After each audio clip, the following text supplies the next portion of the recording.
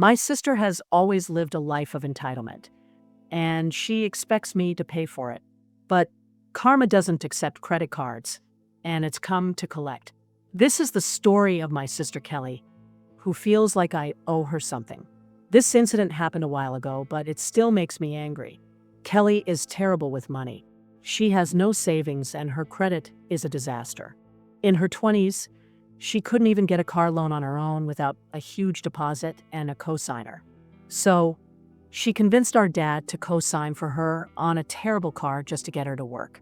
Our dad lived in another state and really just wanted to help her. She was thrilled to get her car and bragged about it like it was some luxury vehicle. In reality, it was a beat-up car she overpaid for with an interest rate of 28%. No joke. About 5 months later, the entire electrical system in the car died. She called our dad in Kentucky and asked what she was supposed to do. He lived almost 500 miles away. She threw a tantrum, perfected her performance, and told him to call me. Now, I'd been put in similar situations before, so I told Kelly I'd arrange for her car to be towed to a mechanic or dealership, whichever she preferred. But I made it clear I wasn't paying for anything. Not the tow, not the repairs.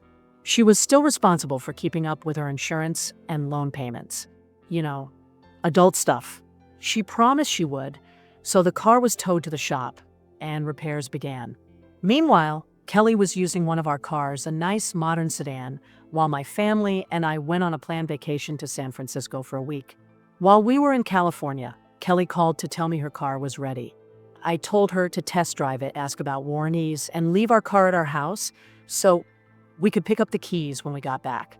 When we returned from vacation, our car was in the driveway, but the back seat was completely filled with fast food trash. I cleaned it up and we prepared to sell it. About 2 weeks later, I got a frantic call from Kelly. Kelly, oh my God, my car caught on fire? Me, what? Kelly, my stupid car is on fire. I asked if she called 911 and she yelled, yes, the firefighters are here. I told her it sounded like everything was under control and that we'd talk in the morning. It was after 1 a.m. The next morning, we woke up to find our car missing. I called Kelly and asked about it. She said she needed the car more than we did and had a friend help her take it. I told her there was no way that car was hers, and until her insurance provided a rental, she could keep using our car. I felt like a doormat. Almost 2 weeks later, I still didn't have my car back, and I hadn't heard from Kelly in days. Then, my phone started ringing. I was getting calls from her landlord, her job, and the loan company. My sister had completely ghosted everyone. Let's start with her job. Kelly worked at a restaurant, and the Friday before, she hadn't taken the deposit to the bank. She left with several $1,000s, and I was her emergency contact. Now, her job was calling me. Next, her landlord. Kelly rented a room in a nice house in a good neighborhood for a great price. The landlord called because Kelly had left a note saying she was leaving town for a while. She hadn't paid rent in over 2 months, left part of her burned car in front of the house, and never took out the trash the entire time she lived there. Finally, the loan company called because, as you might have guessed, she was behind on payments. I had no idea where she'd gone or what she was planning. I called our dad in Kentucky. Guess who answered the phone? Kelly. She was furious and demanded I give her the car back or she'd call the police. She started crying and making a scene until our dad took the phone. He begged me to give her a week to sort things out before I did anything. After a week, Dad called and asked for another week, saying Kelly was looking for a job and trying to get her life together. Side note, our dad was battling cancer at the time. We'd lost our mom to cancer a few years earlier, and our older brother had died in a car accident a few months before. Dad was pretty lenient with Kelly. Meanwhile, I was getting daily calls from the loan company. Her job stopped calling. I guess their insurance covered the loss. The landlord stopped calling too. I assume he hired a cleaning crew and stopped renting out rooms. But an investigator, let's call him Tom, kept calling. After 3 months of no contact with Kelly, I was ready the next time Tom called. Tom called a few days later. He averaged 3 calls a week and had a lot of information for me. I told him where Kelly was working, the address, and the phone number of the restaurant. This was the early 2000s, so no Google. I also told him what car she was driving, mine with my plates still on it. The only thing I asked was that he didn't bother our dad, who was going through aggressive chemotherapy. Tom was surprised and said he'd never had a family member offer so much information. I laughed and said, "No one's ever had to live with my sister." Kelly lost her new job. The restaurant didn't appreciate her antics or the police showing up. She wasted all the money she'd stolen and had to hide from new people. As for my car, well, we made a trip to see Dad and get it back, but when we saw it, we were furious. The windshield and rear window were broken, one of the side mirrors was hanging by a wire, and there was trash everywhere. Apparently, she'd lived in the car for a week. We gave the car to Dad before we left. He told me it would be the last time he'd ask me to help Kelly, and Kelly just smiled like she'd won the lottery.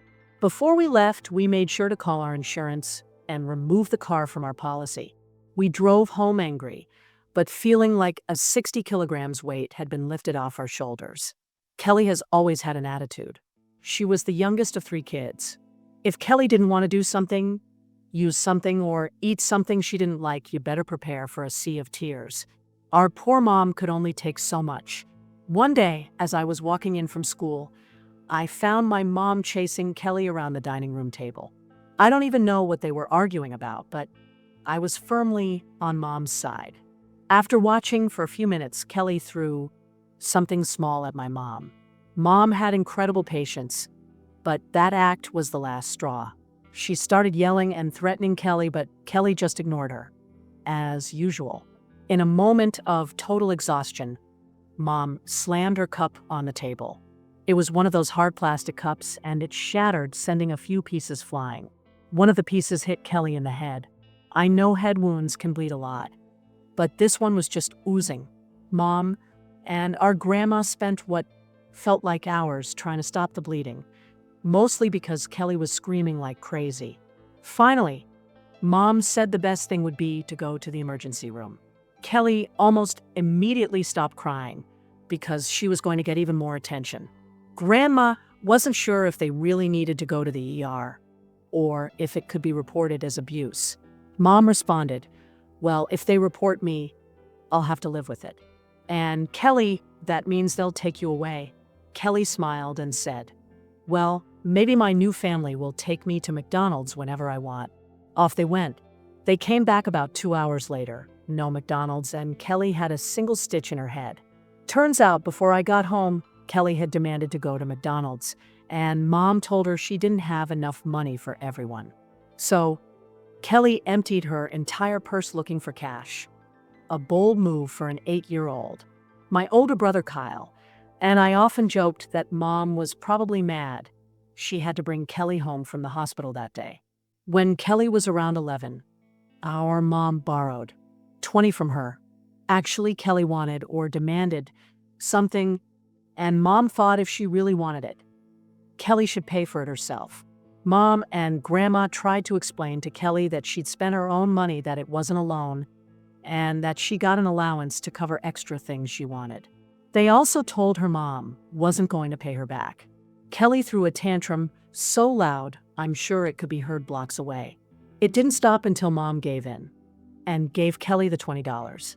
Remember, Kelly got a weekly allowance. I think it was $5, the same as mine. Except I washed dishes 4 nights a week and helped Grandma with laundry. I don't know what Kelly's responsibilities were. She rarely did them.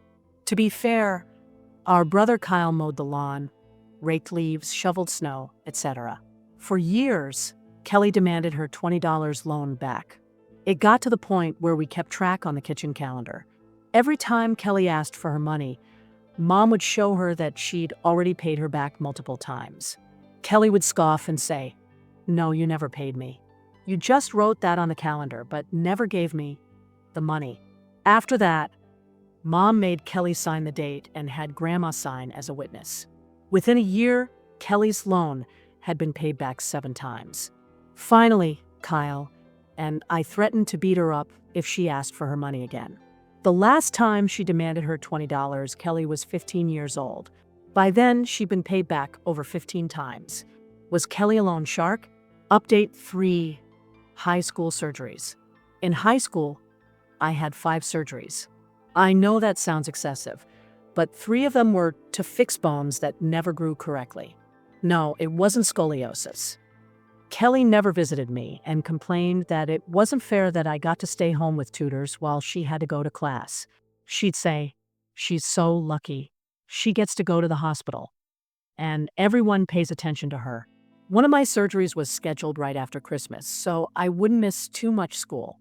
Kelly told our mom I shouldn't get any Christmas gifts that year since I was going to the hospital.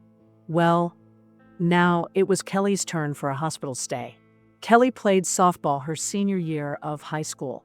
She was the catcher, which surprised me because she's not the biggest girl by any means. Honestly, I think the only reason she joined the team was to get out of school early on game days. The team traveled to another school for a game about an hour and a half away, so we didn't go to watch. That afternoon, the phone rang and Mom answered. It was the coach. Kelly had gotten hurt during the game. He assured Mom they'd be back as soon as possible and would call again. The coach called back, and Mom went to the school to pick up Kelly. She was acting like she was dying, but she was hurt, so Mom took her to the ER. It turned out Kelly had fractured her kneecap. I've been told it's an incredibly painful break, and she needed surgery. So Kelly was admitted, and the next day, she was prepped for surgery. They had to wire her kneecap back together because it had broken into 4 pieces. She was the worst patient. She didn't like the food. Some of the medications made her vomit. There was nothing good on TV. And she was mad her friends weren't visiting. Stuff like that. Kelly spent 3 days in the hospital and went home with a huge brace that went from her hip to her toes, plus crutches. She was out of school for the next 2 weeks. She hated being home and not knowing what was going on at school, missing all the gossip, prom preparations, graduation ceremonies, etc. The consequences? Kelly told me she never realized what it was really like to be in the hospital. It wasn't like on TV, and she never wanted to go back. Kelly never dated much. She hung out with friends all the time, but never one-on-one. My now husband and I had been dating for almost 5 years since high school, and had been engaged for over a year. We wanted a spring wedding and needed time to save money. Kelly was one of my bridesmaids, not my choice, and only attended 1 bridal shower. I think I had 4. Well, less than 3 months before our wedding, I was super excited when Kelly came home and announced, "I'm getting married." I congratulated her and asked who she was marrying. Kelly mentioned a name. Honestly, I don't even remember it, and we all said, "Who?" because no one knew who he was. Grandma asked the key question. "When is this happening?" Kelly replied, "I thought we'd get married at Katie's wedding. It'd be cheaper because everyone will already be there.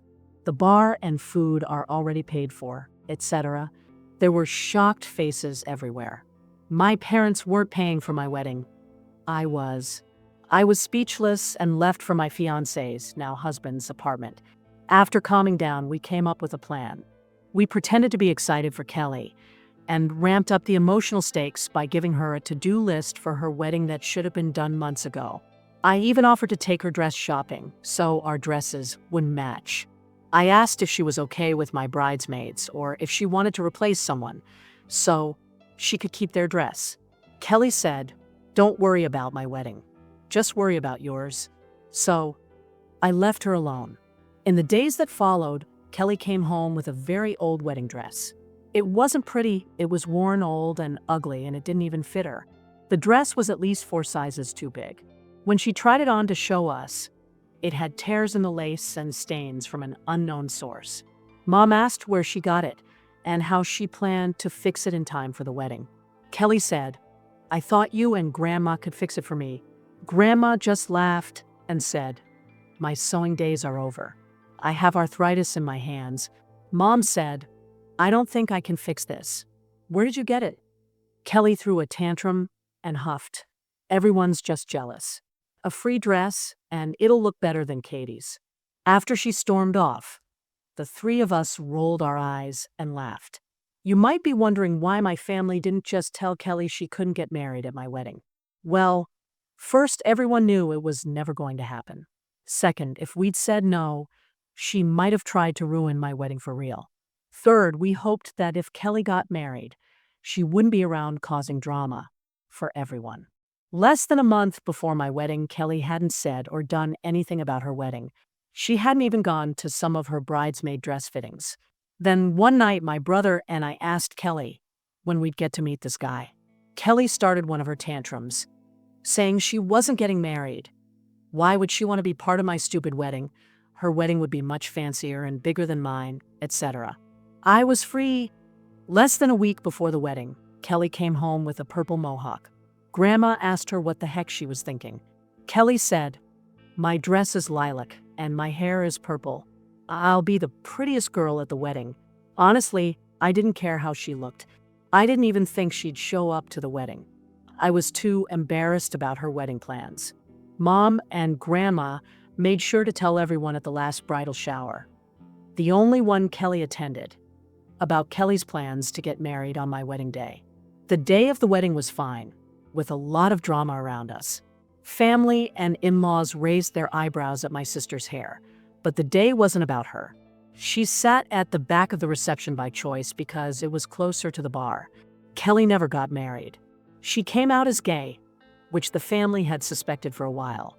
She's had several partners, some terrible, some okay, and one amazing. Judy, if you're reading this, I'm sorry it didn't work out with Kelly. You were the sister I always wanted. Funerals are really sad. I've had to deal with a lot of tough situations and managed to get through them. This chapter is about our mom's funeral.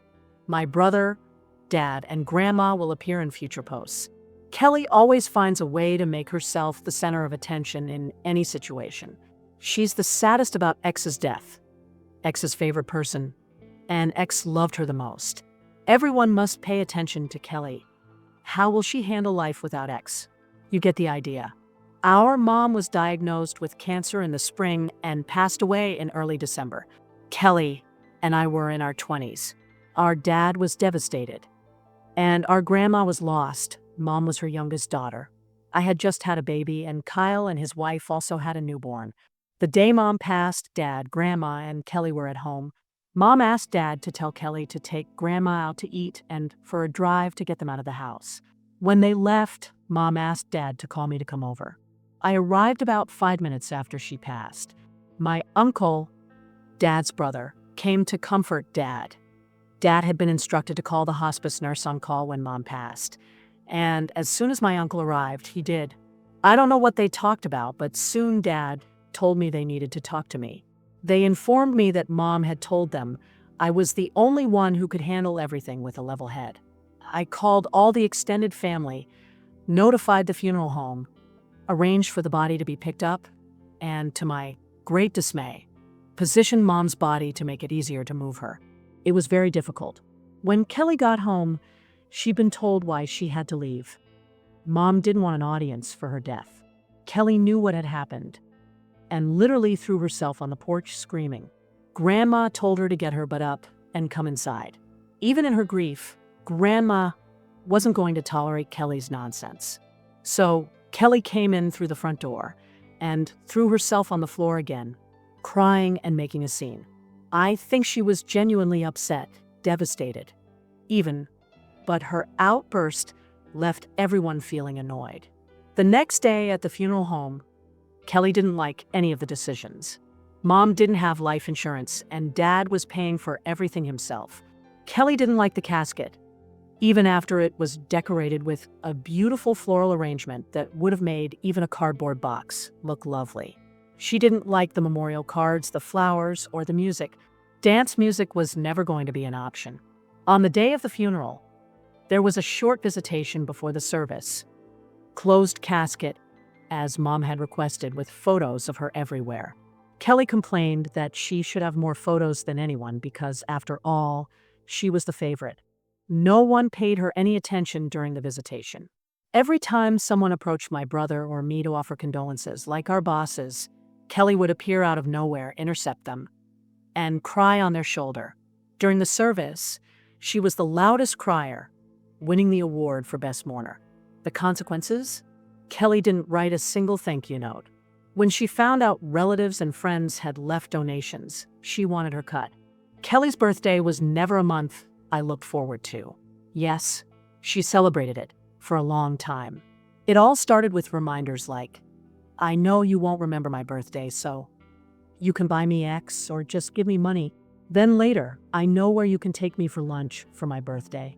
We can go to X a few days before, because I already have so many plans with friends who want to celebrate with me. After that, she'd literally check the newspaper for announcements or birthday wishes. Guess why I don't like celebrating my own birthday? But let's get to the story that made me laugh. It was the month of her birthday again. I hadn't thought about or considered Kelly. I have my own family and she's an adult, at least by age.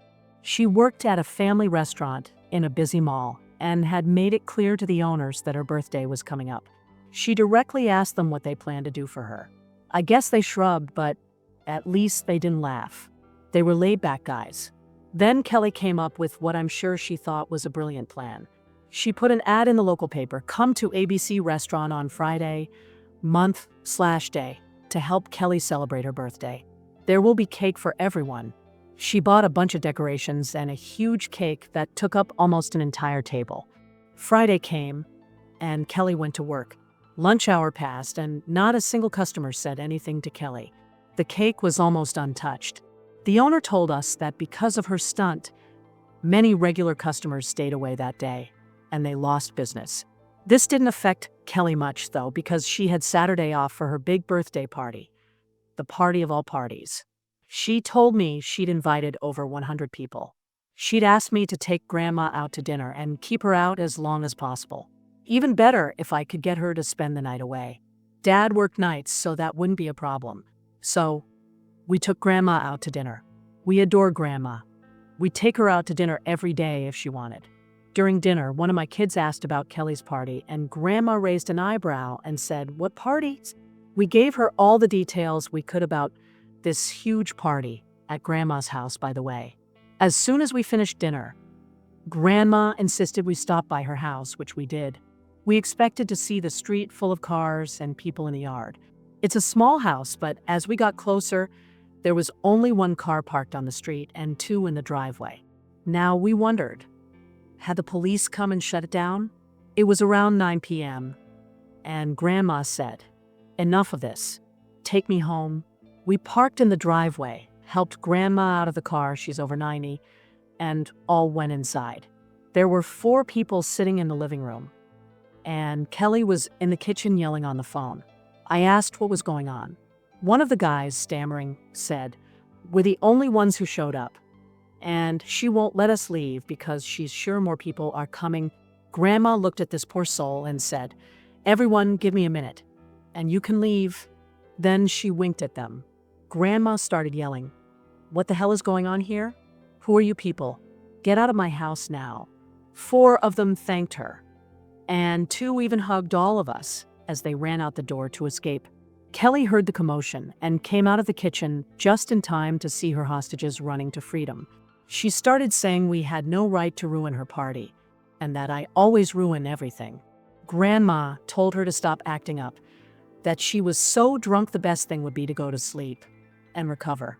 Well, Kelly never tried to make her birthday a national holiday again. So, a win for everyone.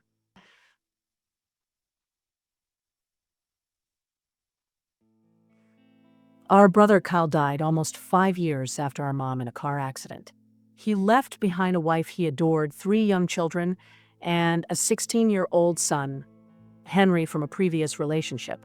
Kyle had full custody of Henry, and Henry's biological mother had almost no contact with him until he was 20. Kyle and his family had moved near our dad in Kentucky a few months before his death. Dad called me the morning of the accident and asked me to start calling everyone to let them know about Kyle. This time, though, I only had to deliver the bad news. I wasn't involved in the arrangements. I called all the relatives but saved our sister Kelly for last. I called Kelly's work and asked her to call me when she got home. She started hyperventilating and crying uncontrollably. Kelly, why? What's wrong? Me. Where are you? Kelly, at the restaurant. It's a Pizza Hut. Me. You're in the front, right? Put me on hold and answer from the office. Kelly, just tell me what's wrong. She had no idea something was wrong. For all she knew, I could have been calling to tell her she'd won the lottery. So I told her. Kelly screamed. Oh my God. I think she dropped the phone or threw it, but a few seconds later, someone was on the line, a customer asking me what had just happened. I pretended to be a police officer and very formally told the customer that her brother had passed away. I asked if she needed medical assistance, and he said, no, I don't think so. I mean, she's on the floor, and people are trying to help her. I thanked him and hung up. My husband could barely contain his laughter at my terrible impression. 2 days later, Dad and Kyle's family arrived at my house. We didn't have room for everyone. We lived in a 2-bedroom, 1-bathroom bungalow. So Kyle's family stayed with his wife's relatives, and Dad stayed with friends. Before they left, I let everyone I could reach know and asked if they needed anything else from me. I also warned them about Kelly. Side note, Kelly had always hated Kyle because he was the oldest and a boy. They laughed. The day of the funeral, there were a lot of people. Kyle had tons of friends, and they all came. I think he had 8 pallbearers.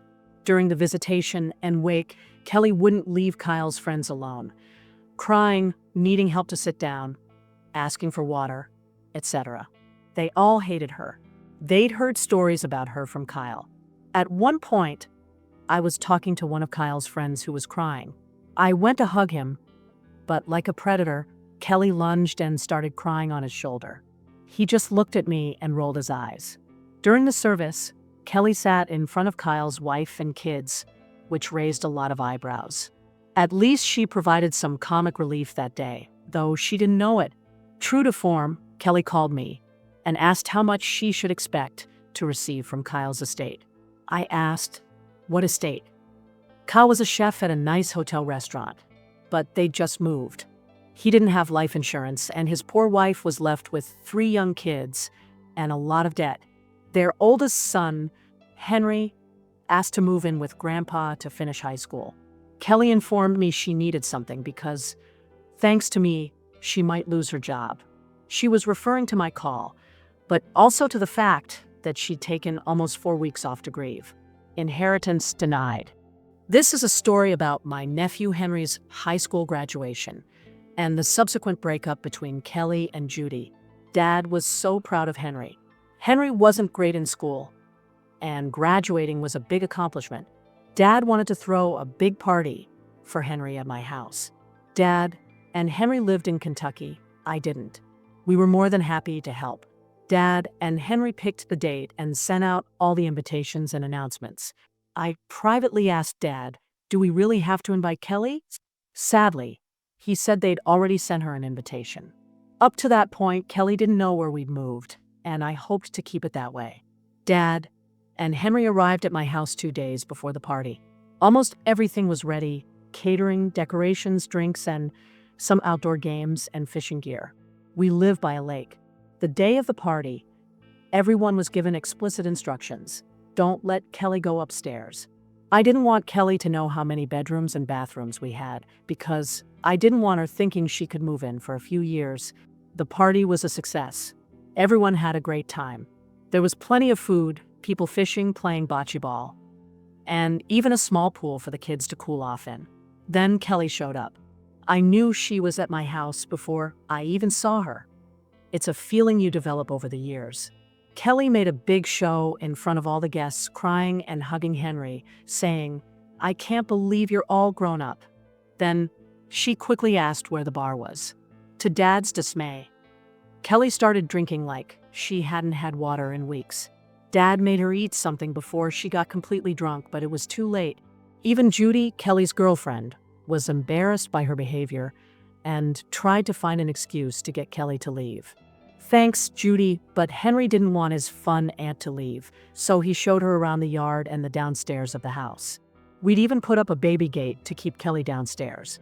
I saw Kelly with glassy eyes, looking upstairs like she was trying to figure out how many bedrooms we had. Kelly, so, do you have your own room at Katie's house, or are you sleeping on the couch? Henry, I'm not sleeping on a couch. I have my own room and bathroom.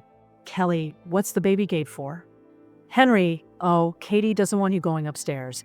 Kelly removed the gate and ran upstairs yelling, Henry, show me your room. I told Judy why I'd put up the gate. And she just laughed and said, I can understand that feeling. A few minutes later, Kelly and Henry came back downstairs. I was both relieved and alarmed because Henry was holding a small bag. Kelly told Judy that Henry was going to her apartment for the weekend, so he could sleep on the couch. Judy wasn't happy, but Kelly got her way again. Kelly, Judy, and Henry left. Dad and I stayed behind, explaining to Henry's guests why he'd left so abruptly. No one was really upset, and the party continued into the night. Sunday night, and Kelly wasn't answering the phone. Henry hadn't returned to my house. Dad was getting increasingly worried because he wanted to leave early Monday morning. Finally, Kelly brought Henry to my house after midnight. Dad was exasperated. The next morning, Dad and Henry left. Henry still half asleep, Dad still angry. The following Thursday, my family and I went away for the weekend. When we returned Sunday afternoon, there was a message on our landline. Yes, we still had a landline. Our son Mark was the first to hear the message and came running, yelling for everyone to come inside now. It was an emergency. My husband and I ran inside, expecting to find a break-in or something broken, but Mark was running around making sure all the windows and doors were locked, closing the blinds and curtains. We listened to the message. Hi, Katie. It's Judy. I just wanted to warn you that I've kicked Kelly out. I'm sorry, but I was so embarrassed by her behavior last weekend, and I just can't be with someone like that. I'm afraid she might come to your house and try to get you to let her stay in your guest room or try to hurt you. She didn't take the breakup well. Please call me at work tomorrow. My number is number. I'm sorry it didn't work out. Now Mark was yelling, this is not a drill. People, we've prepared for this. He actually shouted that. We still laugh about it. My husband and I just laughed and told the kids not to worry, Kelly wouldn't get in, and we wouldn't let her in. Kelly left Judy's apartment and headed to my house, except she'd been drinking and went to our old address. The old neighbors had to convince her I didn't live there anymore, and she left just before they called the police. Kelly eventually called me to tell me I'd ruined her life. Judy never took her back. Judy's a very smart woman. Kelly never wanted anyone to be mad or upset with her, except her immediate family. It took us a while to see her pattern of behavior, but here's what we noticed. Kelly would anger her best friend by getting too drunk at her party and harassing guests. Then Kelly would drive her car off the road and end up in a cornfield. The car only needed to be towed, and Kelly had a few bumps and bruises. They can't be mad at me. Kelly wouldn't show up for her scheduled workday, and the manager would threaten to write her up or fire her. Then Kelly would cut herself while preparing vegetables and have to go to the hospital for stitches. They can't be mad at me. Judy would be furious because Kelly wasn't paying her share of the rent. Then Kelly would have a bike accident and have to go to the hospital. The accident was Kelly's fault, and she had bruised ribs. They can't be mad at me. Judy would be really mad when Kelly left the apartment looking like a hurricane had hit it. Then Kelly would drive under the influence and crash into a tree. Ambulance ride. Fines issued, court date set. Kelly wasn't seriously hurt, but was pretty banged up. They can't be mad at me. Funerals aren't fun. Grandma died 7 years after Mom. She was in a nursing home at the time due to a hip fracture. Grandma had been in the home for almost 3 years. And guess what? Kelly never visited her. Not once. I saw Grandma frequently. My kids loved visiting her, and we'd take her out to lunch or just for a drive several times a week. My kids even volunteered at the nursing home. We're talking about 7- and 4-year-olds who participated in crafts, games, sing-alongs, social activities, etc. They were quite popular among the residents and knew several by name. Grandma passed away at the tender young age of 96. I'd already planned and paid for her funeral almost 2 years earlier. I called the extended family, and the funeral was scheduled. Grandma's oldest daughter, her husband, and one of our cousins flew in from the East Coast. Grandma's son and his wife lived in a nearby town, so no issues there. But Kelly was almost giddy with anticipation, though I'm not sure why. Even on the day of the funeral, there weren't many people. I mean, Grandma had outlived most of her siblings and friends, but there was still a respectable number of attendees. Kelly oscillated between poor me, happy hostess, and deceitful, something was up. My aunts and uncles were very distant with me, which was odd, but they hugged Kelly. Everyone knew I'd arranged everything related to the service: pastor, music, flowers, even what Grandma would wear. All with her approval. I wasn't looking for recognition, just maybe a thank you, Katie. They didn't like Grandma's choices. They were worried about getting a bill. I didn't know and felt I shouldn't ask what was going on. About 15 minutes before the service started, another cousin pulled me aside and confided that Kelly and my aunts were convinced I was spending all of Grandma's money. They'd made them believe I used Grandma's money to buy our new house, which wasn't true, and that since I'd arranged the funeral, I should pay for the after-service meal, which I knew nothing about. I was stunned, completely floored by this revelation. Kelly almost jumped for joy when she saw me and said, "Hey, we're all going to the restaurant after the funeral. You should come too." I asked with feigned curiosity. "Who's all? How many people are on the reservation?" Her answer was vague. Whoever wants to come. I think the reservation is for 30 people. I got the private room. So Kelly didn't know how many people were coming or who'd already said yes, but she clearly made the reservation after the funeral. I told Kelly, one of the few people who's talking to me, we have to take the kids to a babysitter because the restaurant doesn't allow guests under 13. After that, my family and I left. We didn't go home. Instead, we took the kids to one of our favorite restaurants. We had a great meal and told lots of remember when Grandma stories. Then we went back to the gravesite and said our private goodbyes. Apparently, Kelly told all the relatives I'd organized the gathering. According to my cousin, when I didn't show up, they started accusing me of doing it maliciously. The cousin called the hostess and asked in front of everyone, over 20 people, when the reservation had been made and by whom. The hostess checked and came back to inform them that Kelly had made the reservation that same day. Now, this was an expensive restaurant, and they hadn't even ordered yet. Out of respect, apparently they were waiting for me to arrive. So, many just thanked the hostess and left. Aunt, uncle, their families, the cousins, and Kelly were the only ones who stayed. When the bill came, the waitress placed it in front of Kelly. The cousins told me Uncle had set that up to teach Kelly a lesson. Kelly looked like she was going to vomit or pass out. In the end, everyone paid for their own meal, and Kelly had to borrow money to cover her share.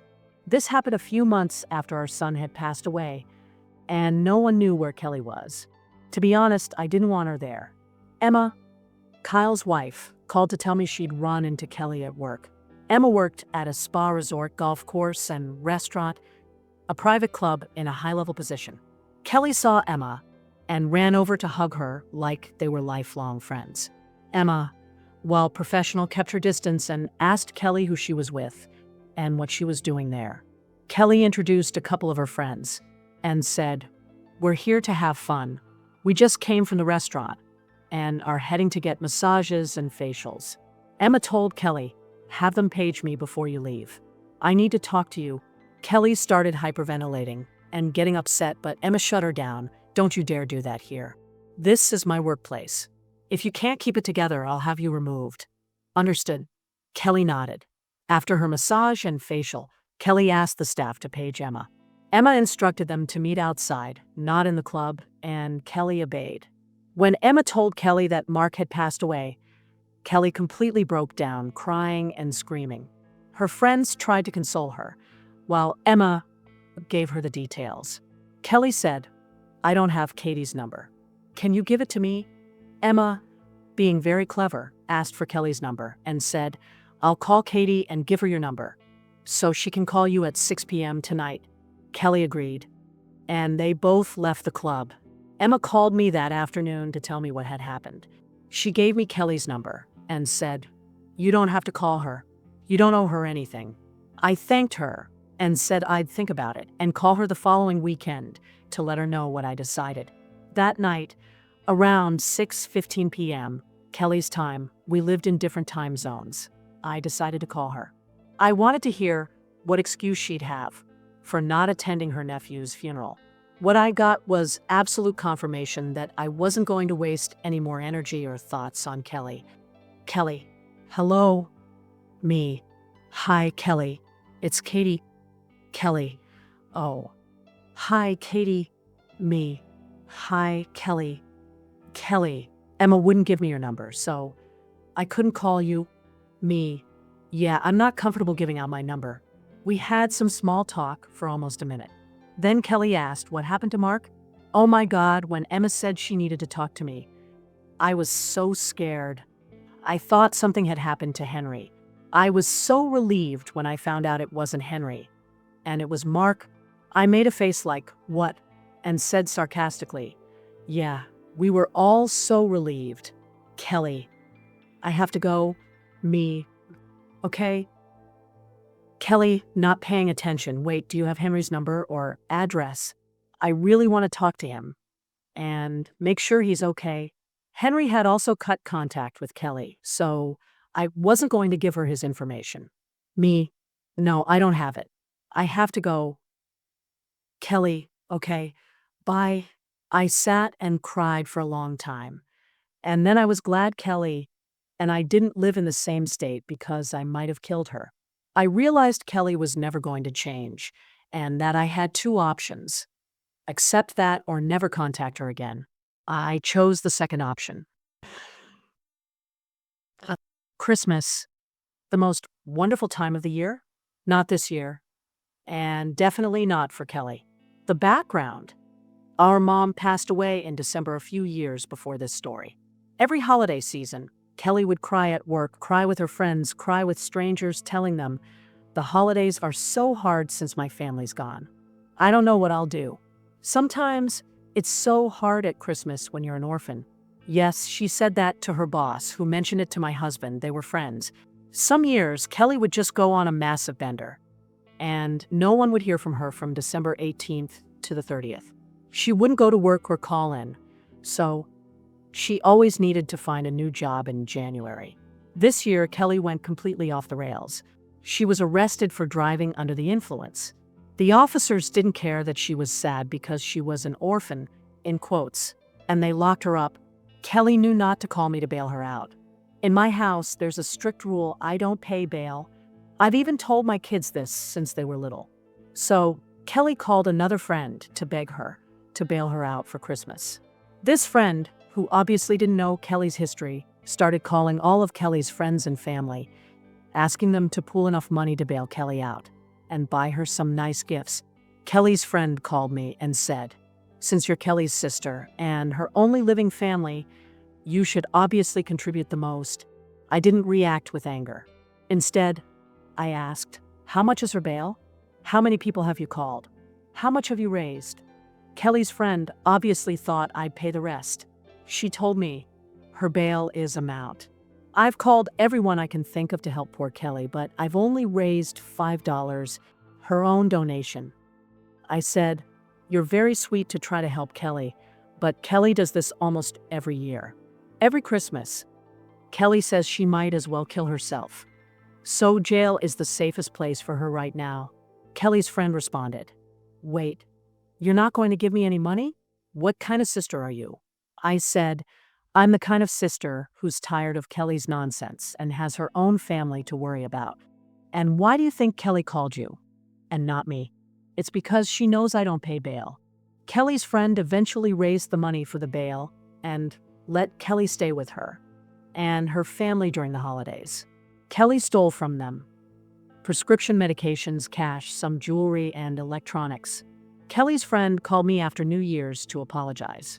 The family never pressed charges. They felt sorry for Kelly for being arrested. Dad died after a long battle with cancer, almost 11 years after Mom.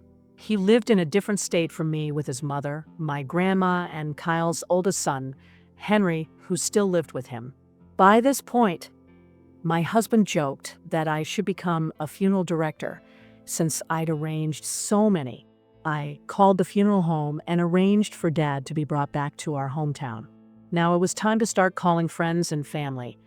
And with a big sigh, Kelly was already in full Kelly mode at this point. Refer to previous posts for context.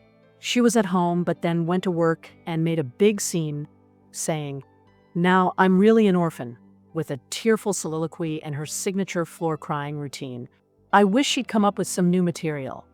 I'm tired of the reruns. Henry and Grandma arrived the next day from Kentucky to my house. We'd moved to a much bigger house and could accommodate them both. Over the next 2 days, everyone except Kelly was busy making arrangements, but Kelly was always on the sidelines. She was very close to Henry and manipulated him into telling her where we were going to eat each night. The third time she showed up at the restaurant, Henry made an innocent comment about how Kelly had gotten his message. She'd made him believe I was excluding her from everything. Playing the victim again.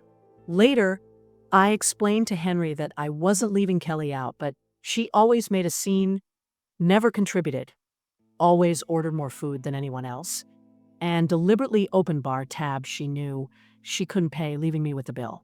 But the next day was the funeral, so my time with Kelly was coming to an end.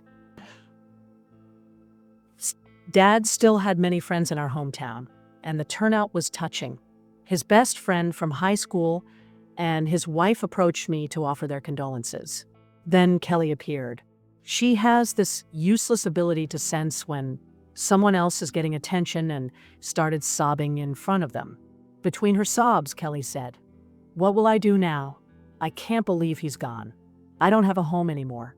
The couple sat down to calm Kelly, and I continued moving around the room, making sure Grandma was okay.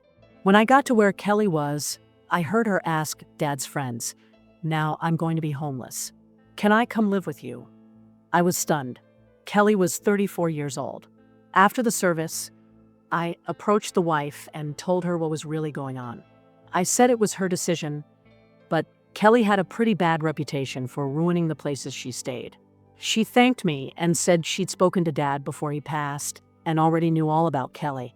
If you guessed that Kelly contacted me to ask about her inheritance, you're right. But this time, there was more. I had to go to Kentucky and organize an estate sale, then sell Dad's house before the inheritance could be settled. At the reading of the will, Kelly was present, and according to Dad's wishes, everything was split 50-50 between my nephew Henry and me. Kelly almost lost her mind. She tried to pressure Henry into giving her his share, but when a 20-year-old gets that much money all at once, he told her there was no chance. She wanted to contest the will and approached the lawyer for advice. He told her Dad had explained that Kelly took advantage of everyone, and that if he gave her a single cent, she'd drink or drug it away. I never had to help Kelly again. As you may have noticed, Kelly has had more jobs than she's entitled to. Some might wonder why.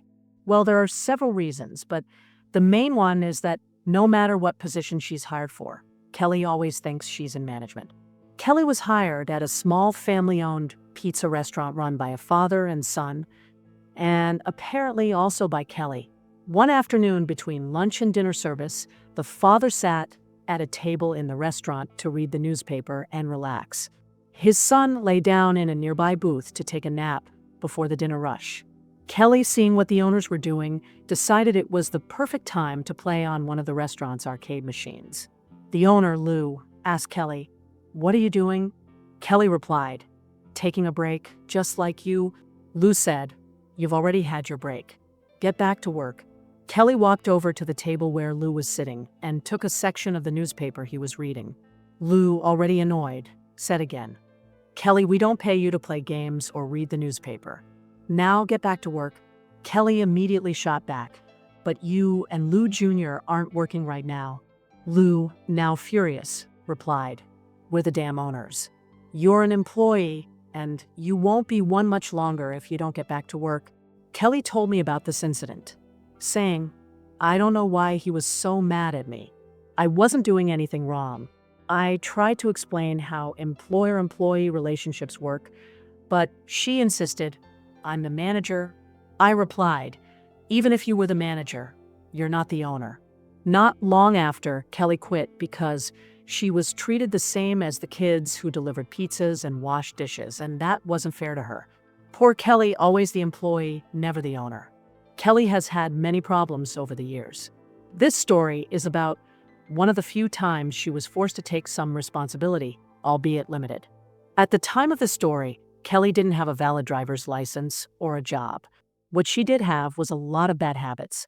Kelly convinced someone to lend her their car, or just took the keys. I never got a clear answer. Kelly was pulled over for questionable driving and failed a sobriety test. She was taken to the police station and had to spend the night in jail. The next day, she appeared before a judge who didn't buy her story of, I'm all alone, I have no family, and please, I just need help. The judge gave her 3 options. Go to jail, I'm not sure for how long, but more than a weekend. Be committed to the state psychiatric hospital. Be transferred to a state-run halfway house until she was deemed a productive member of society. Kelly chose option 3. She hated the halfway house and called me, begging me to help her get out. I asked, Kelly, what do you expect me to do? If you want to leave, you'll go to jail or the psych hospital. Kelly wanted me to write a letter to the judge explaining her special circumstances. That wasn't going to happen. While she was in the halfway house, her social worker connected her with a charity that would help her reintegrate once she was released. After almost a year as a guest of the state, this organization got her a 1-bedroom apartment. They paid all the associated costs, like the security deposit, and even took Kelly shopping for furniture at the charity's expense. Kelly wasn't thrilled because they took her to secondhand stores. They bought her all the furniture. Kelly had absolutely nothing, and stocked her pantry and bathroom with everything she needed to live: kitchen utensils, dishes, towels, shower curtains, etc. According to one of Kelly's friends, let's call him Mike, Kelly's list of friends was dwindling, but her new apartment was nice. It was a 2nd-floor unit with a landlady living downstairs in a quiet residential neighborhood near public transportation. Kelly couldn't have a driver's license anymore. The first few months seemed to go well. The charity paid Kelly's rent and bills, and she received state money for food. Then I got a call from Mike. He told me Kelly's landlady had called him. He was one of the emergency contacts, and she was terrified. It seemed Kelly had gotten involved with some shady people who sold pharmaceuticals, in quotes, and owed them a lot of money. What did Kelly do? She hid, sleeping on whoever's couch would take her, leaving the poor landlady to deal with the thugs looking for her. The state sent Kelly to a state-run rehab program. The nice apartment was destroyed by Kelly and her friends.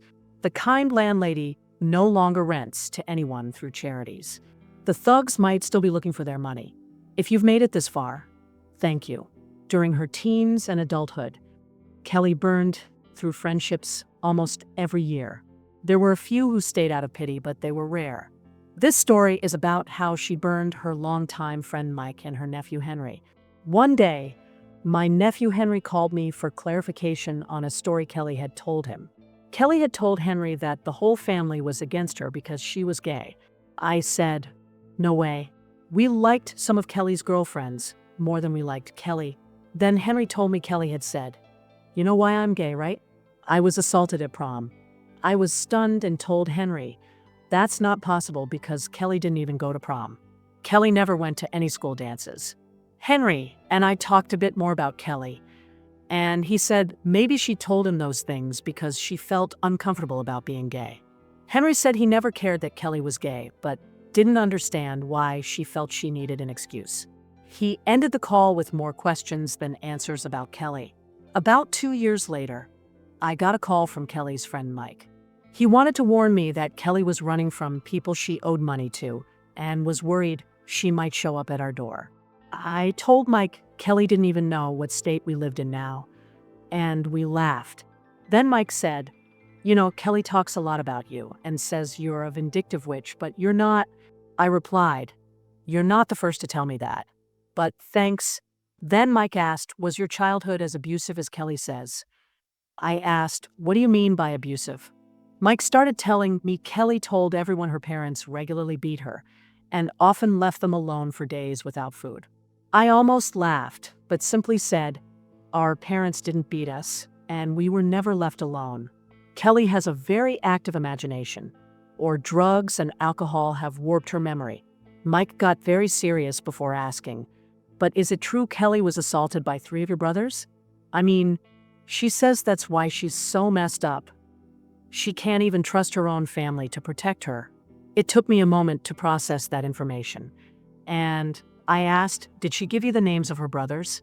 Mike said, I asked for the names so I could look into pressing charges, but Kelly said she just wanted to leave it in the past. I replied, of course she couldn't give you any names because Kelly only had one brother, and he never touched her. Mike asked a lot more questions about Kelly's past, only to discover that Kelly had fabricated a very moving story about overcoming great obstacles in her life without anyone's help. By the end of the call, Mike was pretty distressed to realize almost everything Kelly had told him was a lie. Kelly lost another friend, and Henry also cut off all contact with her. I never told Henry that Kelly had told people his late father had assaulted her, and I never will. Mike is no longer Kelly's trusted friend or emergency contact. This happened a few months after our son had passed away, and no one knew where Kelly was. To be honest, I didn't want her there.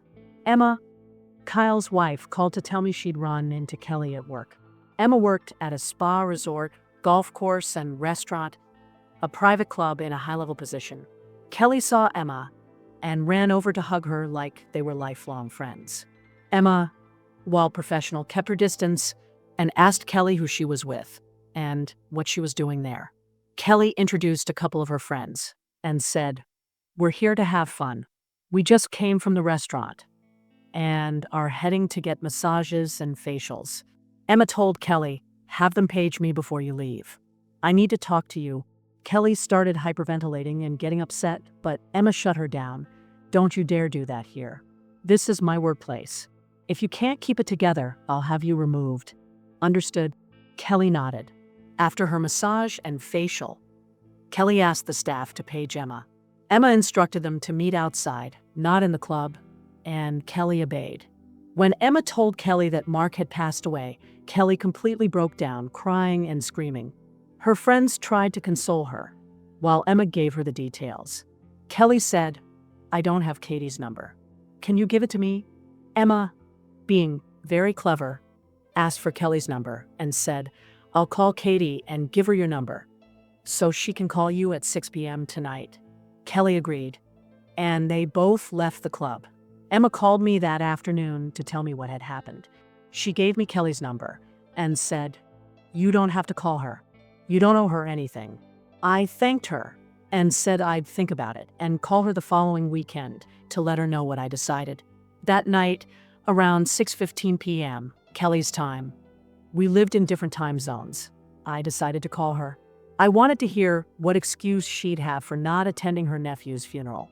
What I got was absolute confirmation that I wasn't going to waste any more energy or thoughts on Kelly. Kelly, hello, me. Hi, Kelly. It's Katie. Kelly. Oh. Hi, Katie. Me. Hi, Kelly. Kelly. Emma wouldn't give me your number, so I couldn't call you. Me. Yeah, I'm not comfortable giving out my number. We had some small talk for almost a minute. Then Kelly asked, what happened to Mark? Oh my God, when Emma said she needed to talk to me, I was so scared. I thought something had happened to Henry. I was so relieved when I found out it wasn't Henry, and it was Mark. I made a face like, what? And said sarcastically, yeah, we were all so relieved. Kelly, I have to go. Me. Okay? Kelly, not paying attention. Wait, do you have Henry's number or address? I really want to talk to him and make sure he's okay. Henry had also cut contact with Kelly, so I wasn't going to give her his information. Me. No, I don't have it. I have to go. Kelly, okay, bye. I sat and cried for a long time. And then I was glad Kelly and I didn't live in the same state because I might have killed her. I realized Kelly was never going to change and that I had two options: accept that or never contact her again. I chose the second option.